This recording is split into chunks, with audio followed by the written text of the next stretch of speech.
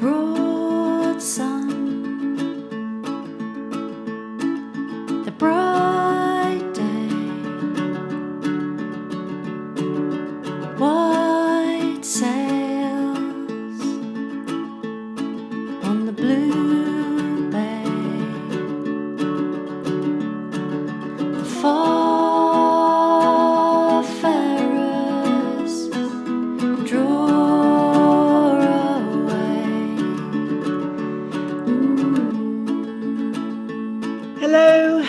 Hello. Thank you all for joining. Just to say that music was the new album. It's called Spring by Mog Fry, who is Red Deer Sleeping. And she released it this morning.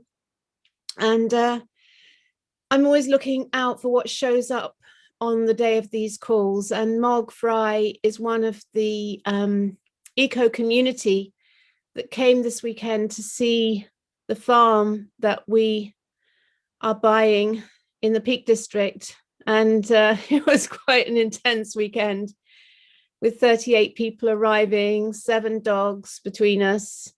And and Mog had driven up from Kent to see it. So I'm just in honor of Mog Fry's new album. I'm playing that. It's called Spring by Red Deer Sleeping. I'll put the link below. So if you want to get that on Bandcamp and support her, you can. Okay, everyone. So I also this morning received an email which felt very profound. And so rather than an invocation, I'm going to read it to you. And then we will come to you on the call. So I am going to just, actually, before I do that, let me just come across the screens. We've got 74 people on, almost a full tarot deck. So welcome to everyone. I can see Ray's there. Oh, hi to Eric. And just randomly going across the screens, I can see Joe Simpson is on. Of course, Ray is doing the an eco community in Sussex. Eric is from Spain. He's part of the our eco community in the Peak District, as is Joe. And so welcome to everyone. I can't acknowledge you all, but thank you for joining. Okay, so let me just do this little reading.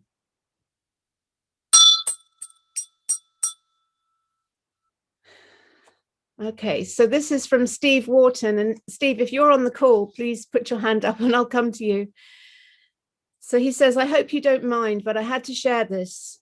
A few days ago, I prayed for the chaos currently engulfing the world to end. I don't pray often enough. And I woke up the following morning with a clear answer.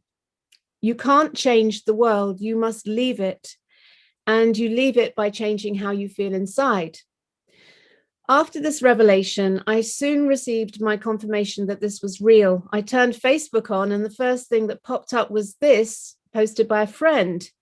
And it was a meme saying, you can turn your life into paradise, but the only way you can do it is to make the inside of you a paradise. There is no other way. You are the cause. Your life is the effect. So he then went on to write, inspired by this, then went on to write, when is it going to happen? This mess that is masquerading as the world right now will continue playing out on a loop until enough people wake up. It's like a videotape playing over and over. You may even be one of the awake people desperately pleading with others to wake up to the injustice that's going on, but that is not the only thing you have to wake up to. If you're feeling frustrated, angry, and exasperated, waiting for something to happen, or you are annoyed and fearful for the future because some are not taking things seriously enough, you are through your angst simply locking yourself into and adding energy to the negative self-perpetuating loop. You see, it's not the injustice or the current crazy world events that is tearing this world apart. It is our reaction to it. As we rage against it from both sides, we fuel through our emotions those that seek to enslave and control us. They feed on our fear. This is their food. We must wake up to this and step into our real power. And that is the serenity and peace that dwells within us. We all have it, but most of us are not aware of it because of the distractions claiming our attention. Once we quieten our mind and picture something lovely, it will begin to surface. And then when you are aware of it, hold that feeling. This turns off the tap of fear and we stop feeding the dark forces and instead power ourselves up to the new high vibrational world that is beckoning us. Waking up is becoming aware of what's going on and then letting go of it, letting go of all the frustration, worry, and anger, and finding the peace within yourself. Then, when enough people do this, the day will come when it all begins to change. One morning, you will open your eyes and it will seem different. The sun will be shining brightly, and there will be a peaceful, tranquil feeling in the air. The flowers will look somehow more beautiful and pristine. The grass will appear greener and everyone will seem happier, like the perfect spring day has arrived. This will be the start of the world finding its dignity again, and you will be in wonder and amazement at what is happening. The world was waiting for enough of us to wake up, for enough of us to step out of the fear and find our inner peace. It does go on, but I'm going to close it there. So I thought that was quite beautiful this morning. So I thought I'd share it with you. Of course, we all know this, but knowing it and practicing it on a daily basis is a very different thing. So anyway, so here we go. We've got 86 of you on. Just going to come across the screens again, check in with you, see who we've got here. Hello to everyone, lots of smiling faces, lots of avatars. And we got Winston Churchill again there. Okay, so let's get to it. Who would like to come on and share how you're feeling, what's coming up for you? I'm happy to come to anyone who wants to speak, so please wave if you feel called to come on. Okay, Pete Lum. Has that made my voice available? Yes. Yes, it has, Hi, Pete. Hello. Rachel, a real privilege. I'm absolutely stunned that you've called on me. I think some of those are, how can I put it? I'm always impressed with the degree of spirituality and the high level of consciousness that you all demonstrate. Not all of us, some of us more quiet people, maybe are not such high conscious beings. I'm putting that wrong because we are all high conscious beings. But where I'm coming from is a lot more concrete and much more simple than many of the things that are going on. I'm alone in the south of Cumbria, and I find it's very, very hard just to find people who are aware that there's anything wrong with what's happening in our society at the moment. From that point of view, I find, these meetings absolutely essential, simply because even though I don't need to have the same, if you like, philosophical views as the rest of you, I find that I really need the input once a week of just people that are aware that things are not quite right. And from that concrete point of view, I think it's important that people try to join together and create little local communities of people that maybe have realised that all of this is really quite wrong. I'd describe it as evil. And I'm quite sure that this is being done by some elite, well, worse than elite, really. Our governments are being run, I'm quite sure, by by massive corporations and non-government organisations, and they don't have our best interests at heart. On that, how nice to talk to you, and I'll leave you all to carry on with my little input there. Thanks for listening to me.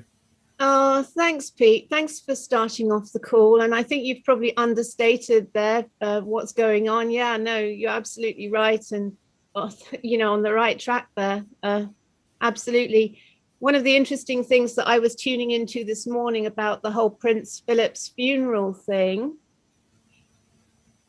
is his funeral plans were codenamed Operation Fourth Bridge. And now they're trying to say that, oh, he only wants a small thing. He doesn't want any pomp and ceremony. So they're just going to have a small little thing for 30 people in Windsor Chapel to be within the COVID guidelines.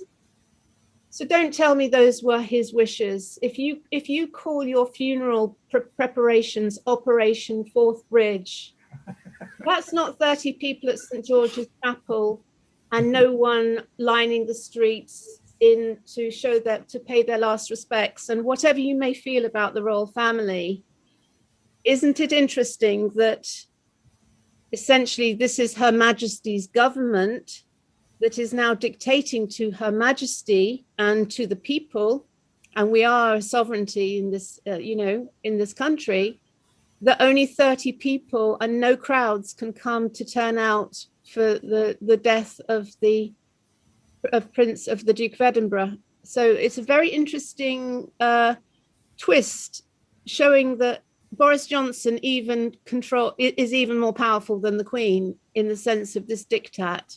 This is a very interesting twist which has happened in the story, in my humble opinion.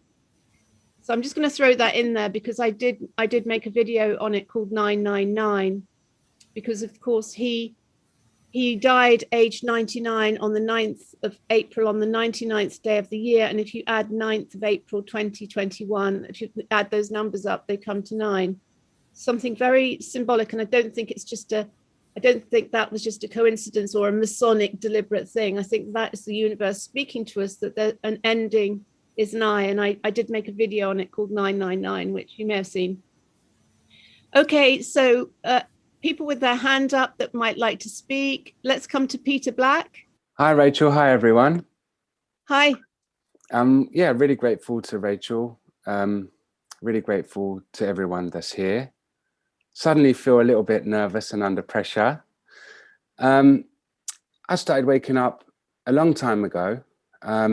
Even realized some things as a child, but yeah, I'm 43 years old now, and to get to the point and to not take up too much time, you know, I've been experiencing a lot of different feelings. Sadness, which is often quite far hidden underneath a lot of other stuff. A lot of fear. I am scared. A lot of, and as a man, I'm ashamed, but I'm scared. And I'm angry. I'm so angry.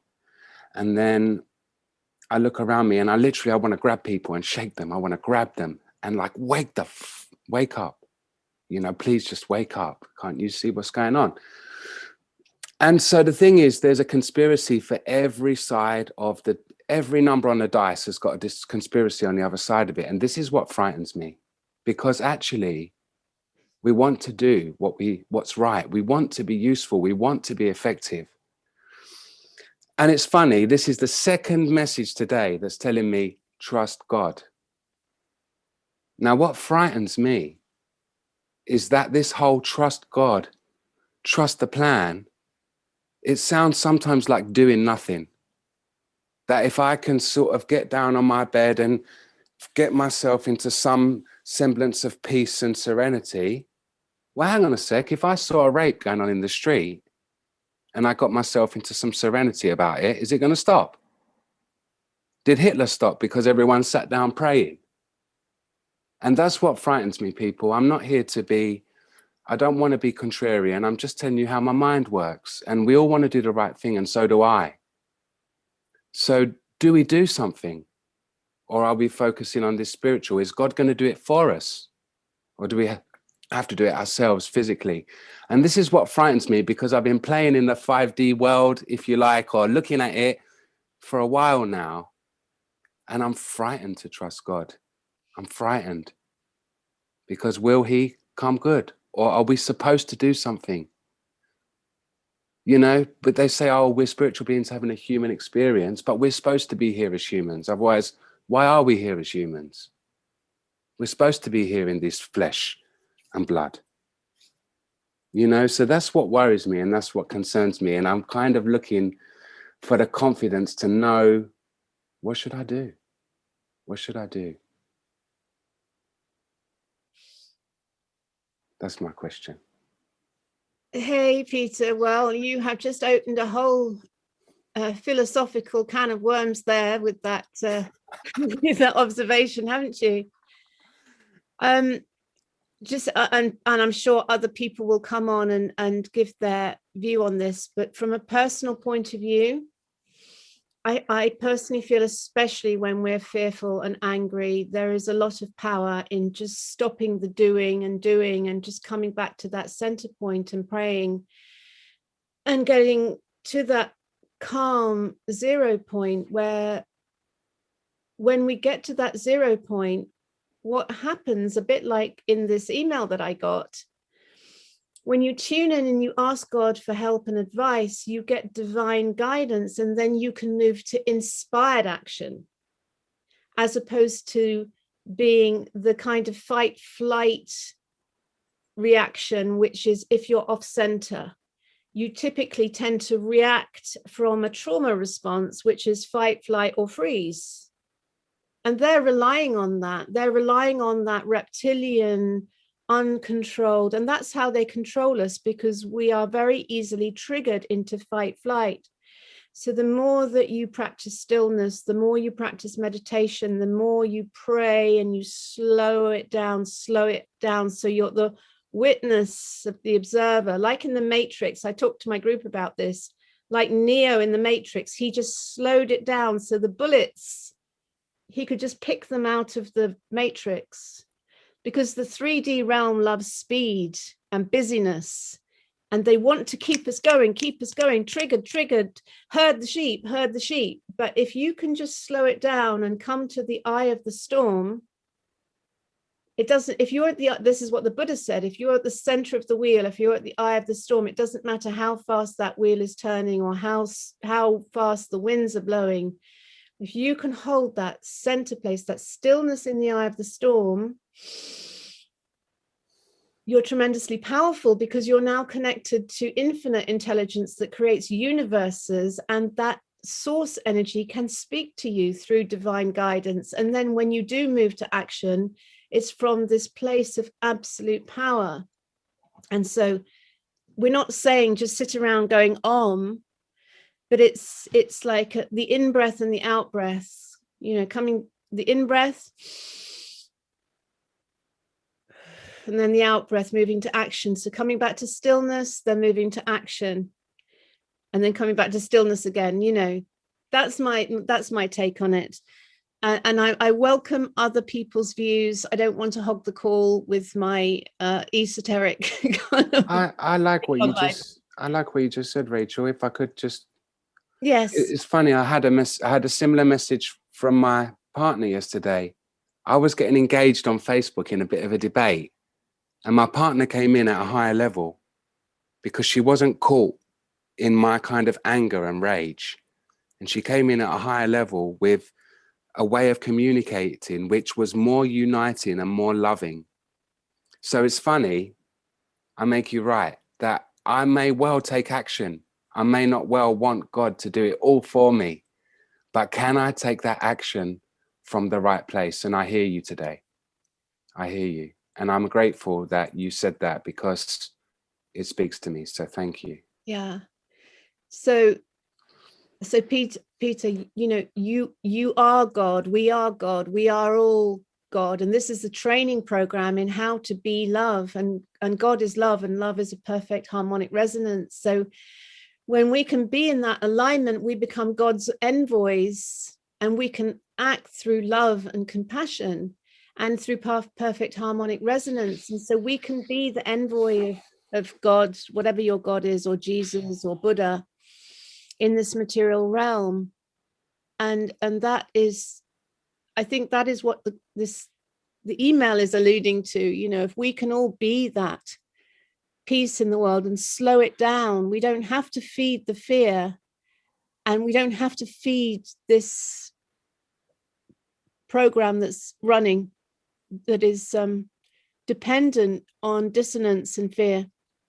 And that's how we're going to break it. That's how we're going to break the spell. Okay, let's come next to Eve. I promised to come to Eve. Thank you, Peter, for that. Hi, Eve. We just need an Adam after you, and then we're complete. Thank you very much. I was really inspired by what you said at the opening, and that's why I wanted to participate. I hadn't intended to. And I wanted to mention the concept of egregores, which are ideas that are within the collective consciousness. And as enough people start to connect to the same thought, it becomes empowered. And I felt what you said is an egregore that many of us are picking up on and feeling at the moment. And also relating it to what Peter said, that it's a personal inner journey, and it's also an outward journey. It's not just go out there and fight against, because that feeds the beast, that energizes it. It's about recognizing that each of us has been massively psyoped and mind controlled, even though we're awake to COVID, through education, through society. And most of us have issues of trauma. Most of us have issues around self-worth and our bodies. And if we every day collectively around the world get up and say, look in the mirror, I don't like myself, or if we say things to ourselves like, I'm not good enough, then we collectively manifest a system out there that treats us as if we're worthless. And so we need to take personal responsibility for accepting ourselves and clearing our own stuff, so that we can reflect a better world out there. So it's not just a spiritual journey, and it's not just working with the 3D reality. It's about getting a balance between the two, coming out of victim and recognizing that what we have to do, as you have said, is create the world we want and act as if COVID does not exist. Make it an irrelevance. Don't discuss it. Don't keep checking social media for what's in the vaccine and what's going on. Just move out of that, acknowledge it, and take responsibility for controlling your own thoughts towards yourself and others, trying to work on judgment, and extending that out into the world. Thanks, Eve. Thank you. Yeah, that was the beauty of this weekend's visits, because we all rocked up there, and all of the, you know, it's just like no masks, no social distancing. It was like COVID didn't exist. In our world, it didn't exist. You know, I mean, that group has been born out of this group, and it's just like it was just an irrelevance to us. Completely irrelevant. No one even mentioned it. And then the guy who owned the property, he didn't say, oh, what are you doing? There was none of that. It was beautiful. It was like we literally created our own reality. Thank you, Eve. Thanks for that wisdom. Who else would like to come on? John? And then we'll come to the bread witch. Well, good morning. Well, good afternoon, everybody, all you beautiful people. I was just amazed. I had a lot of thoughts this morning, and sort of make sense to speak here. I didn't really answer join them straight away when Peter came on, and then Eve, who followed. was exactly where my mind was. And just to say to Pete, my thoughts, I was exactly where you were in your feelings, not 3 months ago, in that panic state. What do I do? Where am I going? How? Which? Why? What? You know, I've got a large family. I've got a niece who's a nurse who was one of those going on, look at me, I'm brave, I'm getting the vaccine, you know, the big picture. Well, I've got older brothers and sisters in the 70s, and you know, it just sent me in a panic. You know, my family are gonna, you know, what the hell's gonna happen? I've got my son, my daughter. That's exactly where you're up to, Peter, isn't it, really? In what's going on around you. Now, yes, in less than 3 months, I've sort of come to accept, well, I can't really do anything about that. I really can't. And I really do, as in Eve's talking about, is look at yourself and try and get yourself centered, which is what you're always preaching yourself, Rachel. And I suppose I'm some way to having that little bit of completeness, but it's a journey, isn't it? You know, it's also very well, Eve, with great respect, thinking very cognitive about it. But to get to that point, with all these, being a human being and caring and loving for everything around you, is to try and be so cognitive about it all, is a very, very long road if we ever reach it. It's great that it is the road that we need to travel along, but it's not about you're in dissonance within yourself, aren't you? Trying to think cognitively, you have the feelings, and the two collide. So that's really what I want to say about it. And also, Peter, just the thing, an army, I know we don't like to use that word, and war, and we don't like to use that, but that's exactly what's going on. And any army has its warriors, it has its nurses, it has the doctors, it has the people who cook the food. I mean, there's a myriad of things that are necessary to win a war, if you like. I mean, I'm going to use that analogy. And so, you know, we don't all have to pick up a sword, if you like. We're not all warriors. And just find your own way of within yourself of being able to be active, not only for yourself, as Eve's saying, but also active as in to be proactive and try to be supportive and influence the people around you. Yeah, I'm starting to waffle on now, I know, but okay. You know where I'm going with that. All right. Thank you for coming on, John. Thank you. Mute you back there. I'm going to come to the Bread Witch, and then I'm going to come to David at Saltburn. And I'd love to hear what's going on with you and your attempts to dodge the deadly jab. Remember that conversation we had a few weeks ago. I just want to say, though, I've noticed that we're up to 100 maximum participants. If I lose the call, I won't be able to get back on. Just to say, I've had this happen before. So if I lose the call, which I hope won't happen, but sometimes my Wi-Fi cuts out. And if that happens, I'm going to have to end the call and restart it. Just to let you know that if the call ends, it's because I will have lost connection and I'm having to restart it. So you need to rejoin quickly if you want to get your place, because there's only 100 seats on these calls. Okay, so I'm going to come to the Bread Witch, then I'm going to come to David. Hi, Rachel. Thanks. My name is Julie. I'm sorry, I can't change my name because I'm on my phone. Hi, Julie. I don't know where to start. I've always been awake to what's happening, although, you know, at the beginning of the COVID, I got sucked in a bit for a few weeks and enjoyed the lockdown, and then, you know, realised what was happening. And it's funny that I've been on about it to my mum throughout the whole thing. We nearly fell out at one point, but she suddenly had this great awakening, which has been marvellous. She's calling it a plandemic now. I feel really blessed that I live in an amazing place, a little village where there's really nice, a lot of like-minded people. Obviously not everyone, but I've cultivated a nice little community of like-minded people. And oh, hi, I think that's Wendy that I know in the chat. And this is great to be on here. It's the first time on here. My mum told me about you, actually. it's just nice to link with like-minded people. I think the trouble that I'm having now is, I've got my own business. I'm self-employed.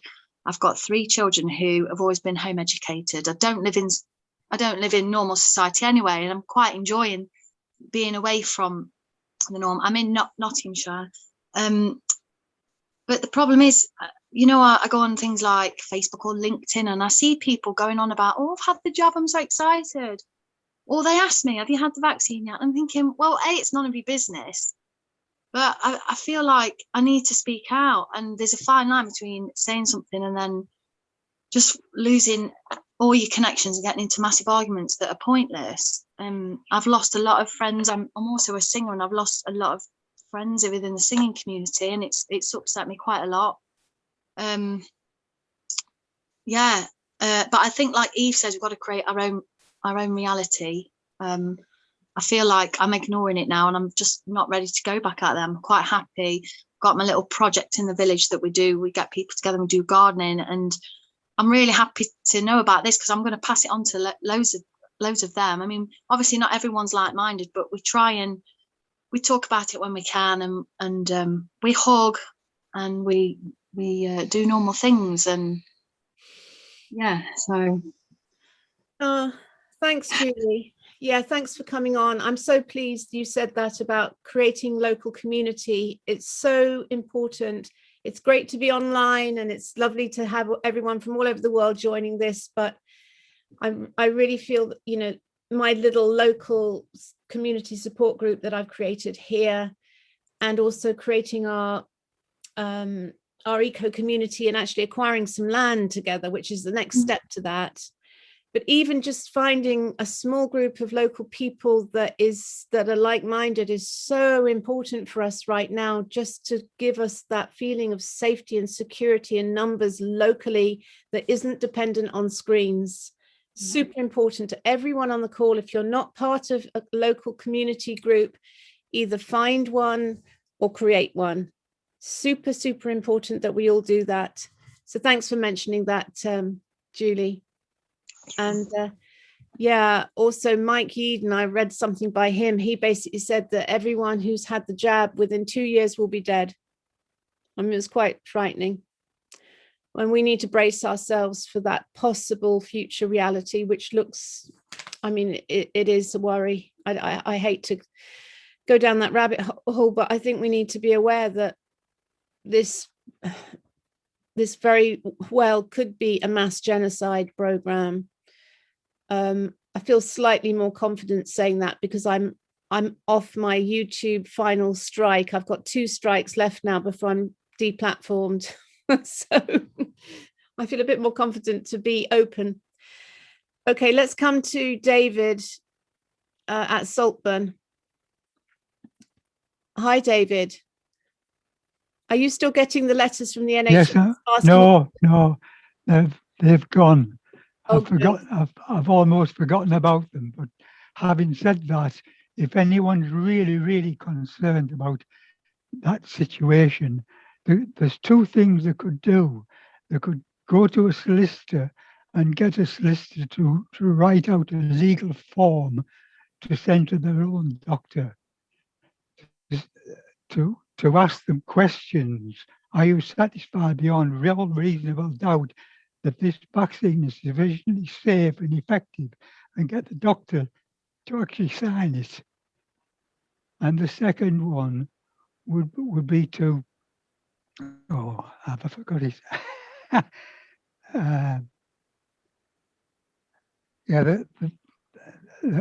I've forgotten it actually. But one thing, a theme that is going through this particular session is the word if. Has anybody heard of the word tinker?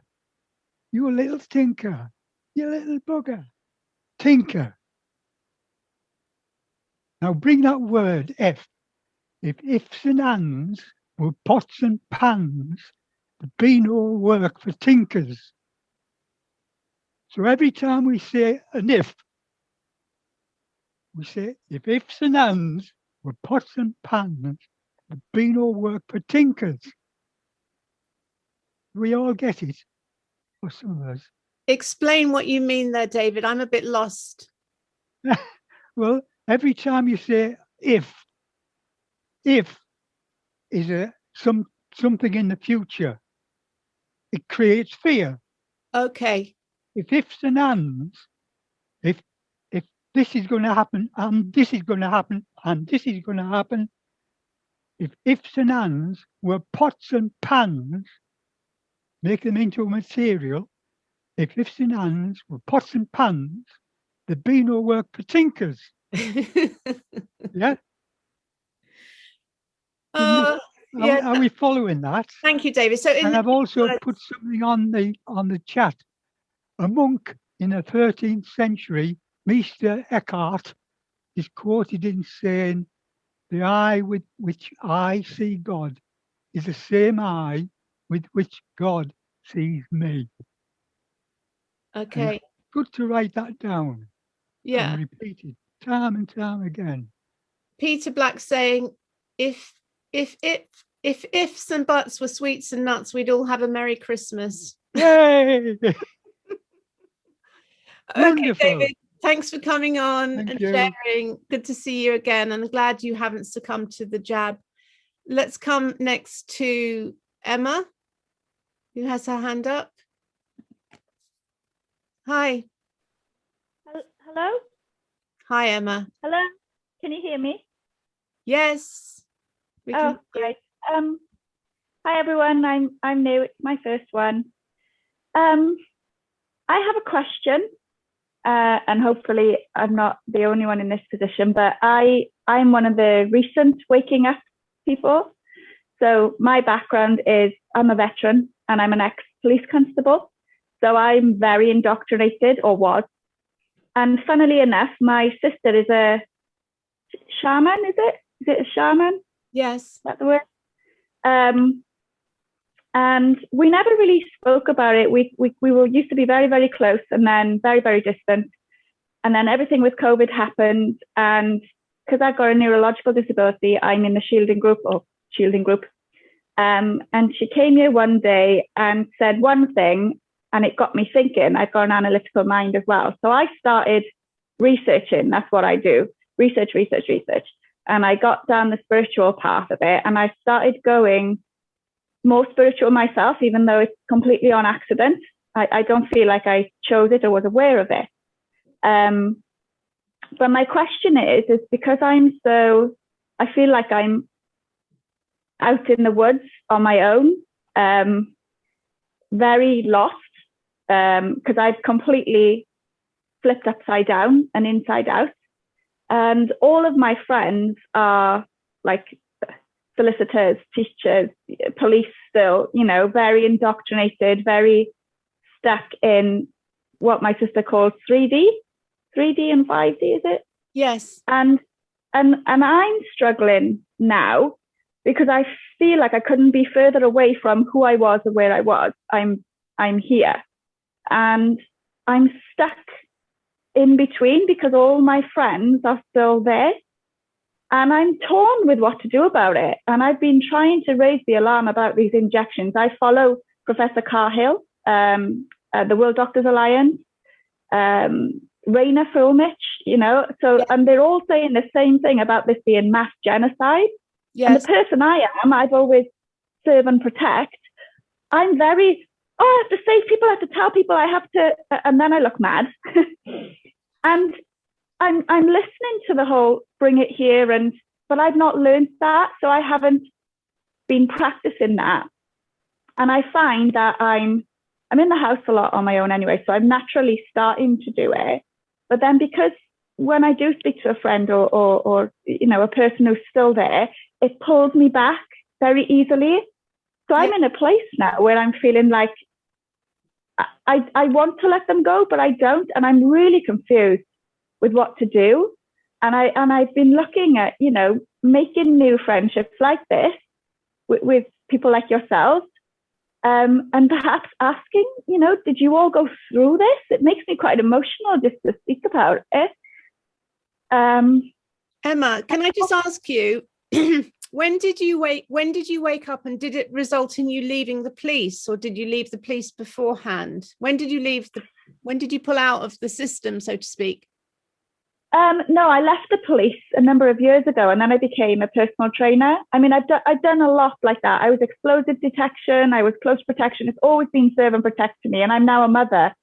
So I couldn't do that anymore. And then 3 years ago, I was severely disabled. I was paralyzed from the neck down, and I couldn't speak or anything. So it's a bit of a miracle that I'm doing all this anyways, and I've proven that system wrong. That's when I started waking up, when I was cast really into the medical industry, which I was really fit and healthy before, I never really was in, and started waking up to the fact that everything they were telling me was making me worse, making me feel worse. Medicine was making me worse. And they couldn't tell me what disabled me. They couldn't tell me what caused it. And I was very fit and active. And I started thinking, that doesn't feel right.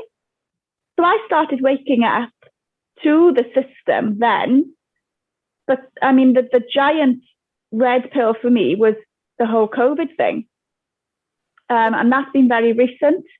So really the last seven months, I would say. Okay, interesting. Wow. Yes, it's an interesting one. I mean, I'm sure people will have some things to say about this. Thank you for coming on, Emma. Let's just come to some other people. But it's wonderful that you are woken up. But yes, it does leave the problem about what about all of your friends who are still in the program, and this is the extrication.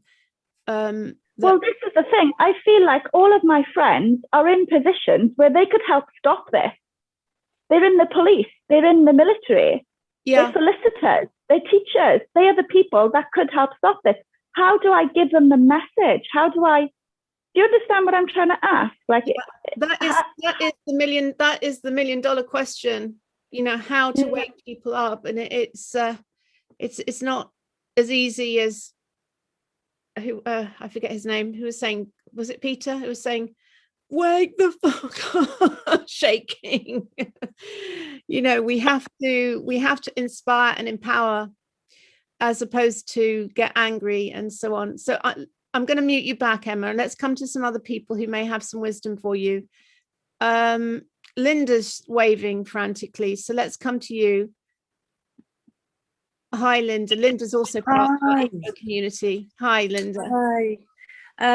First of all, lovely to speak to you. I've listened to a number of these and connecting with you on Telegram and elsewhere as well, which is fantastic. So I think we've all felt the way, is it Emma?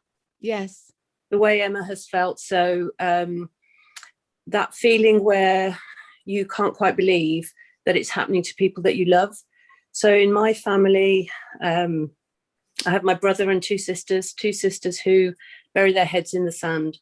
And my brother's very much awake. I have nephews and nieces, and my two kids here are awake, and my son in Australia is awake.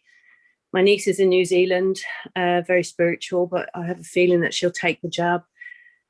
So the journey, and to go back to what Peter said, the anger, I've seen a lot of people throughout these last 14 months go through similar stages, and I'm not putting people in boxes, but there is this moment of incredulous realization that it's happening. Then the research, hours and hours and hours of research, then the shouting from the rooftops, and then trying to get people to wake up. And then I find, and I've found with other friends, comes a calm realization that people will wake up. And the analogy I use is, one of my very best friends runs an allergy clinic. And 20 years ago, she told me that you couldn't catch flu. You simply can't. She said, it's your body detoxing. Now, I remember her words, but they went way over my head. I heard them. I remember them. I remember them to this day, but I did not acknowledge them. It didn't even register in my brain. And yet today, of course she's right. Of course she's right. And I've understood it and I've researched it. So even though I wasn't against the idea, I wasn't for it, and I didn't research, just didn't resonate, didn't register at all. And that's where I put other people. Unless it affects them personally, you can't wake somebody up. You can't force them. What I say to my daughter is, she said, well, I unless it affects me, I'm not going to look into it. And she's not getting the jab, don't worry. And I said to her, from my perspective as a mum, as a daughter, a sister, an auntie, a cousin, it's like standing on a rooftop, just on a summer's day, cocktail bar, and I see my daughter or my mum or my sister or my dad careering round the roads on a BMX, and I can see on the other corner that there's an oil tanker that's on its side, and they can't see it. I can see it, and I'm screaming at them, take care. And they're like, oh, it's fine. I'll be all right. Don't worry. I've been on my BMX before. And we're shouting, but they can't hear us because they truly believe it's going to be fine. So I've come to terms with the fact that it's not my responsibility to wake anybody up at all. I'll happily talk until the cows come home. And I can't remember who mentioned it, but this research thing, when I've filed away hundreds and hundreds of emails and documents, just in case somebody asks me one day, have you got this? Have you got that? And you know, not one person has asked me for any document, not one. Of all the people that I speak to, all the documents that I've got, not one person has asked me. So, and there was another lady earlier who said she's just stopping now. So that's where I feel I'm at. I'm not stopping my personal journey, but I'm now looking at the future that I want. And I've left behind, including how I feel about my two sisters probably taking it. I've had to accept that that's their choice. Yeah. Yes. Oh, there's so much here, isn't there, Linda? And you know, of course, the people who are in the program who have had the jab are feeling that they're on the rooftop shouting to us, take the jab, because there's an oil tanker of new viruses and new strains, and if you don't have it, you won't be protected and you're going to die. So it's a very interesting thing because both sides feel that they are right. Yeah, so where I come from, I worked in sales for a long time, but I was a senior account manager with the majority of my time spent on data analysis and statistics. So I always say to people, I'm always open to listen. I love learning, but I can see the sales side, but you have to back it up with data, which is why I've loved you from the beginning, Rachel, when you spoke out, is because a lot of people speak out, but they can't back it up with any evidence. So for me, I love saying to people, oh my goodness, that's interesting. What where have you seen that? What, you know, paper have you got? What evidence have you got? Can I see something? And they just look at me blank, like I've heard it on the television, it must be true. Whereas for me, I want the evidence, I want the numbers. So the people that I'm drawn to are the ones that can show me evidence. Yes, yeah. Fab. Thanks, Linda, for coming on. Thank you for letting me talk. Thank you. I'm going to mute you back there. Let's come to Aaron Walters. I'm just coming across people across the top who are, hold on, I'm going to ask you to unmute there, Aaron. Can you speak to us? Hello, can you hear me? Hey, Aaron. Hi. Hiya, can you hear me? Yeah. Hiya. I've been meaning to phone to you, like speak to you for ages, because I've been thinking of doing it, but I keep missing. So, but today is the day I finally done it. But yeah, I'm thinking of, I've got a business idea that I want to try and do. I need somebody that's business minded, because I'm trying, what the plan is, there's a bigger motive behind it, and I just need to get the funds to host an event. And I want to pay people to come, but it's kind of going to be like a siege at London, but not like quite too much, nothing too dramatic. A siege? You want to host a siege? Yeah, well, I was thinking last time, how many sort of numbers we'd need to get to London. And then I was thinking, well, with 100,000, because with the military, we have like 140,000, I think it is. And they're thinking of, but the police couldn't manage the protest last time, could they? And not only before that, I'd also tried to send Cressida Dick an email before, basically saying to her that I could prove, everyone can prove that the police and all the government and the Queen are all acting in breach of their contracts, and they're not actually serving the people, and that they actually prove themselves to have no authority. And if they acted aggressively towards the people at the protest, they themselves would be like making acts of aggression against their own people, and being sort of like making acts of war it was like peace or war, you decide, and they return the email. But I was like, and then 150, how many people did turn up at London? There's no many figures. But then it got me to thinking, if we got that many people there at one point, we could, if we just got to move the day, we just got to decide whenever they all decide to go there again. We just got to surround them and not let them leave until we've got answers. So Aaron, are you going to, the people are saying there's a protest in London on the 24th of April. Are you going to that? I want to, but I don't feel protests do anything. I don't think they change anything. Not unless we all went there with one purpose and one singing from the same hymn sheet. It's a bit pointless because we're not acting as one. When we do like spiritualism, meditation, intention, when you've got that many souls together, if you all have the same intention and the same, you're more likely to get the outcome. But I think that's, I don't know. Universe works in mysterious ways, doesn't it? Like, yeah. But I'm more focused on in my local area.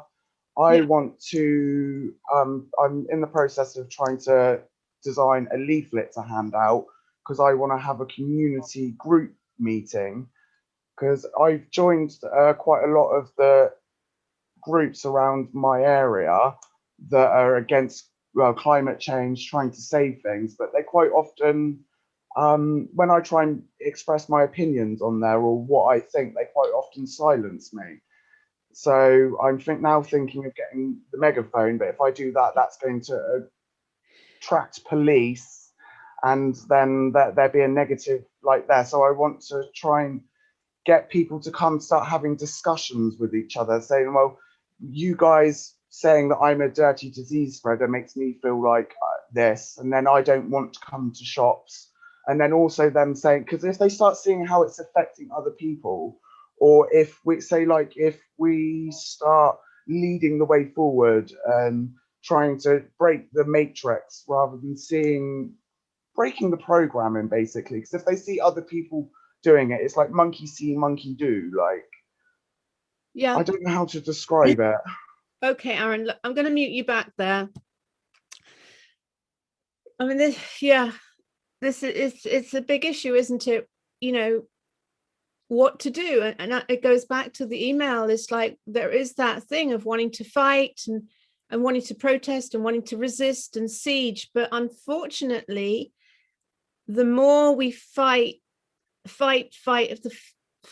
is a program deeply embedded in us by the society that you can only fight things right. The only way to resolve things is to fight them right.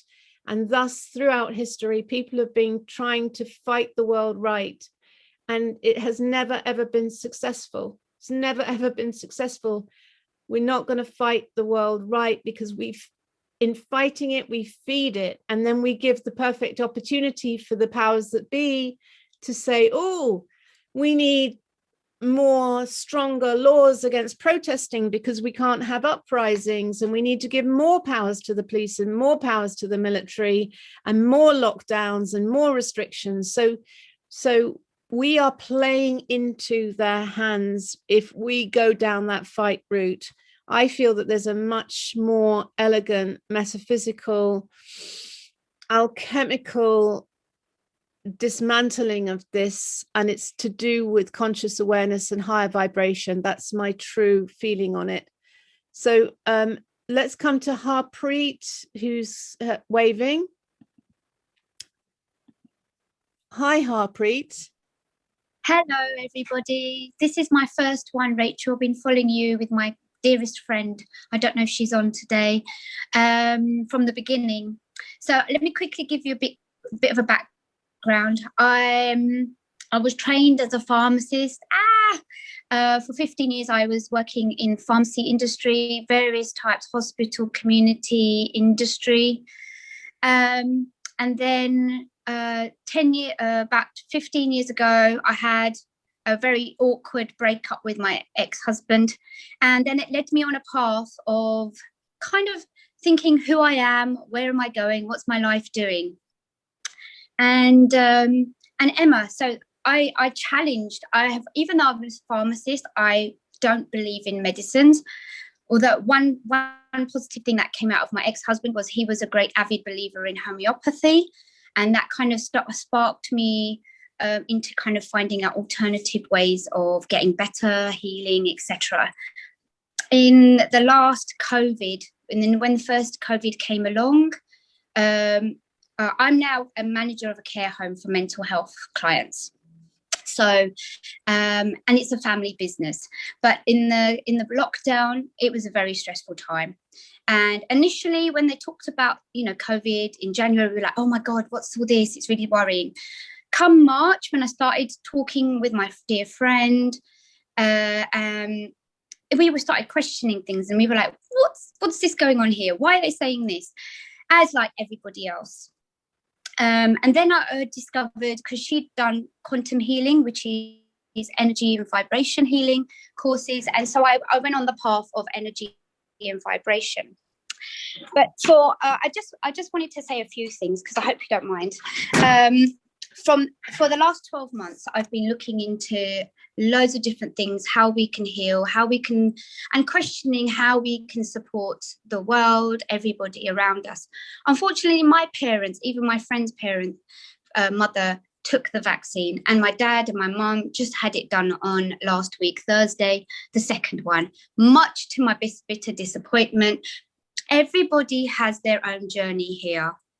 And it's coming to the realization we can do our best to tell others what they'll give them an awareness, but at the end of the day, it's their decision. And I have close family and friends who've had the vaccine, and I'm a care manager. I have to put data in every single week. How many staff vaccinated? How many have you had any COVID, etc. I'm a bit complacent about that. So they call me, and they'll say, oh, we noticed the local borough. Oh, we noticed that your staff haven't all been vaccinated. Is there a problem? Do you want us to help you? I turn around and say, no, I'm fine. They're all going to do it themselves. They know what they've got to do. And I don't enforce it. But you can see how this whole society is forcing people, and, with the whole possibility that, doctors and carers will have to have a vaccine to have a job, etc. Peter, one thing I've been going through in my journey in the last 12 months is to find yourself. And the way to find yourself, I have found, is have a journal. Wake up in the morning. Our brain is in an alpha state first thing in the morning and when we go to bed, which means we are thinking, we are creative, our thoughts are going around in our heads. Have a journal, write down your thoughts and feelings every single day. It doesn't have to be for 20 minutes. It can just be a little word, 5 minutes. Get into the habit, because that's so therapeutic for your mental well-being. The other thing is avoid social media, phone, laptop, emails for the first hour of your morning whilst you're doing that, whilst you're journaling, whilst you're doing meditation. Once you look at emails and start looking at social media, your brain goes into a beta state, and then it just starts processing information, which is what they want us to do. They just want us to be like machines. They want us to process things. So that is the best thing to do. Emma, I felt a bit angry, because I think, why aren't doctors waking up? Why aren't any of the, all these key people waking up? There are a lot of people questioning inside those organizations. And if you believe that, this, whatever that group is doing, the 1%, whatever we call it, they are so scared because they are hounding us with everything they've got right now. We are all really, really powerful. That's why they are trying to crush us so quickly, because they know we are going to get into a state. And I believe that we are all connected via the universe through our energy fields and everything.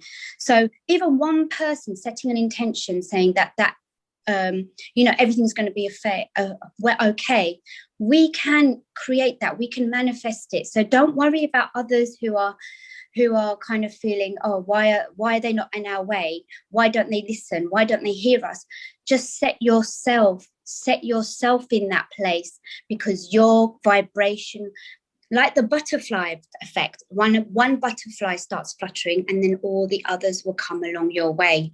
That is really powerful. Okay, thank you for coming on. I'm conscious of time and I really want to get Mina due on the call just to finish. So thank you for that. Great advice there.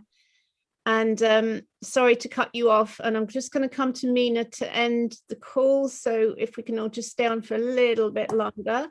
Hi, Mina. Hi guys. Hi, Rachel. Thanks for thanks for inviting me. And I won't talk for too long because I know it's at the end of the call. But I wanted to go back to I've got a couple of recommendations and a recommendation. And I just want to introduce myself that October last year, I started working on a legal case and I'm still working on it. And this is, some might have heard of it, some might not have done, but it's called Class Action COVID UK, CAC UK for short. And I'm also working on something which I'm hoping will be a huge project. So I won't say too much about that.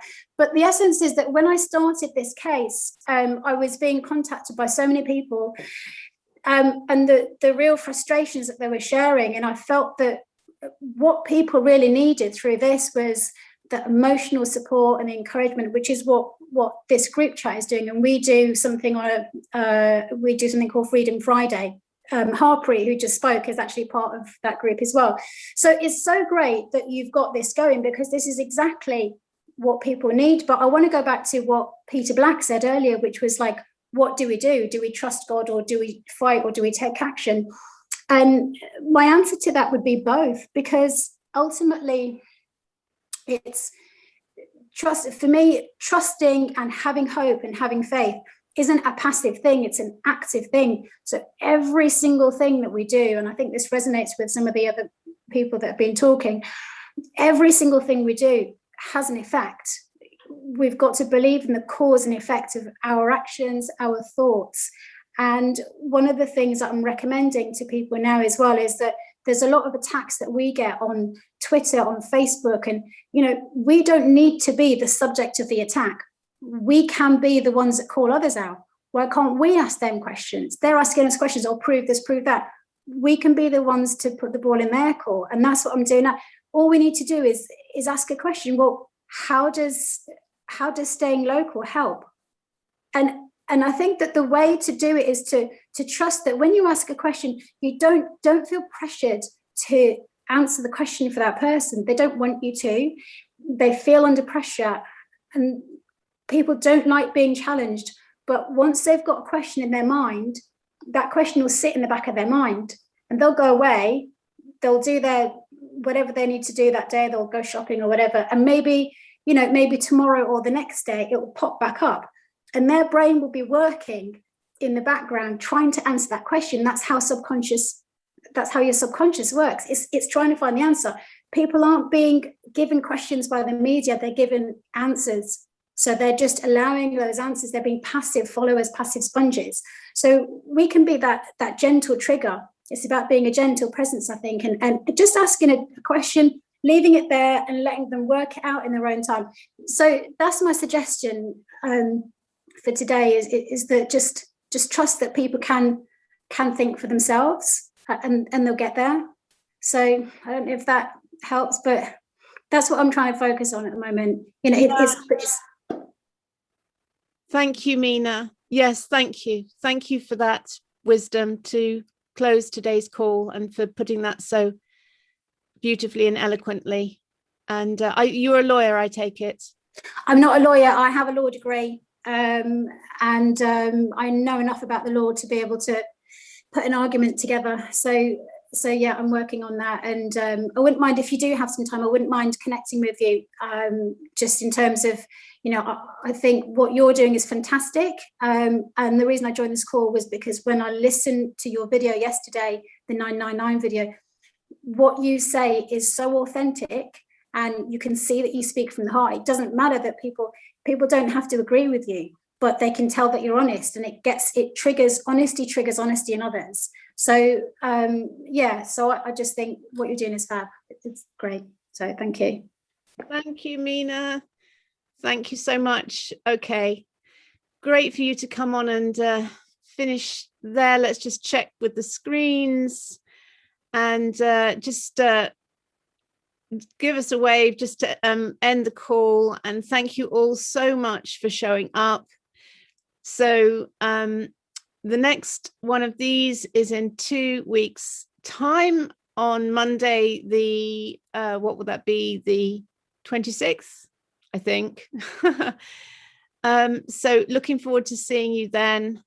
Thanks for being part of this and for adding your energy to the call, and for all of the wisdom and advice of everyone who came on today. So sending you all lots of love.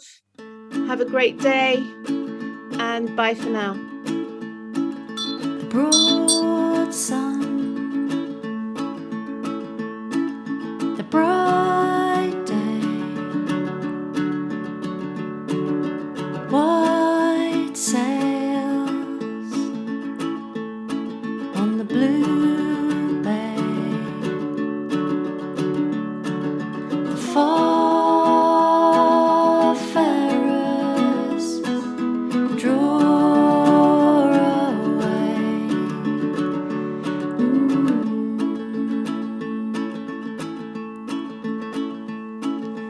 Light the fires and close the door to the old homes, to the love shore, the FARERS return no more.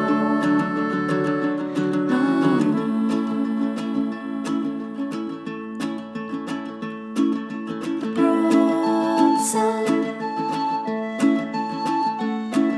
the bright day, white sails on the blue bay, the FARERS draw away.